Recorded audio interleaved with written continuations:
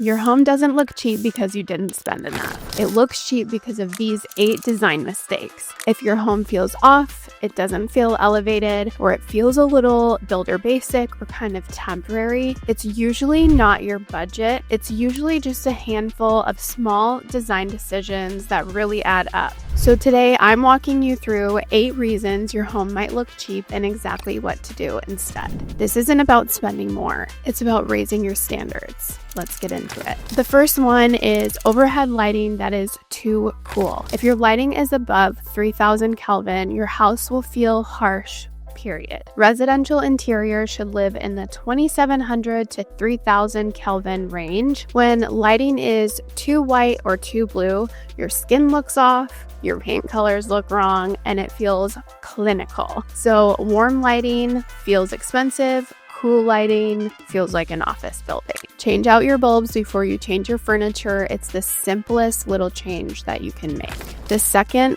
design mistake is rugs that are too small. This is literally the fastest way to make a space feel cheap. If your rug is floating in the middle of the room, not touching any furniture at all, smaller than your coffee table zone, it shrinks the space visually. So in living rooms, you want the front legs of your sofa and your chairs to sit on the rug at a very bare minimum. Bigger rugs just look intentional, and the more of the furniture that you can actually put on the rug, the more it's gonna look and feel elevated. Tiny rugs look accidental. The third mistake is matching furniture sets. When everything matches perfectly, your bed, your nightstands, your dresser, it really flattens the room and feels like a showroom. Absolutely not a home. So high-end homes mix materials, finishes, textures, shapes, sizes, absolutely everything. Your nightstands do not need to match your dresser. So the more textures, the more variety you can bring in with it still feeling blended is the way that it's going to feel elevated and luxurious. They just need to relate to feel cohesive, not identical. The fourth design mistake is too many small decor pieces. A bunch of tiny objects scattered everywhere equals visual clutter and cheap energy. Instead, you want to get fewer pieces, larger scale. This gives you more breathing room, and one large bowl is better than 5 small trinkets. One oversized vase is better than 3 filler items. Editing is what makes the home look expensive, and I know it's fun to grab things in the aisles of home goods, but really stopping to be intentional and going less but better is what's going to move the needle here. The fifth design mistake is ignoring window treatments. Naked windows can make a home feel completely unfinished, and short curtains can be an instant downgrade. Curtains should hang high, nice and close to the ceiling, but they should also be kissing the floor or slightly puddling. You want it to be wide enough to look full, and this alone can completely transform a room. It's one of the biggest upgrades for the least amount of money. One of my absolute favorite curtain rods is just from Amazon, and I have used it in homes of all price points.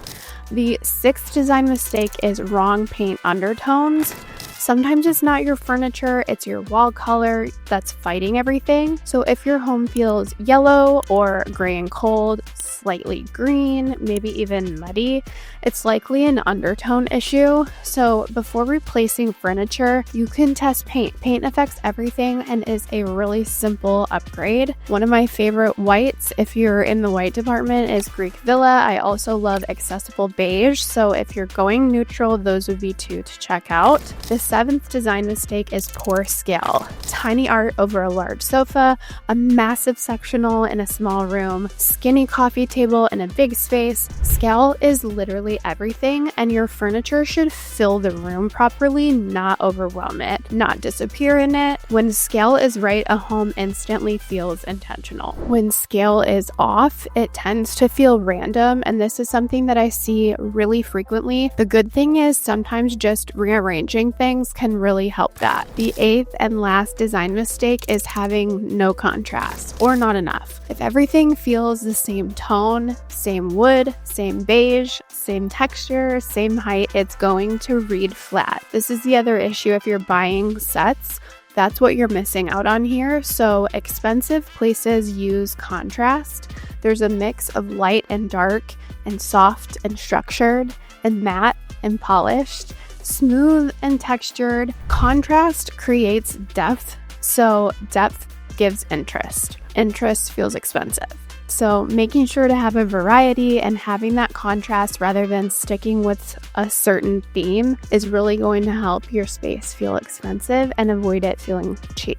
So here is the truth. Most homes don't look cheap because of money. They look cheap because of these overlooked details. Design is not about buying more. It's about deciding better. If this was helpful, comment which one you're guilty of. I promise I've done at least 3 of these in my own houses before. We've all been there. If you want more high-end design breakdowns that actually make sense, go ahead and subscribe. I will be posting every week, and I will see you in the next one.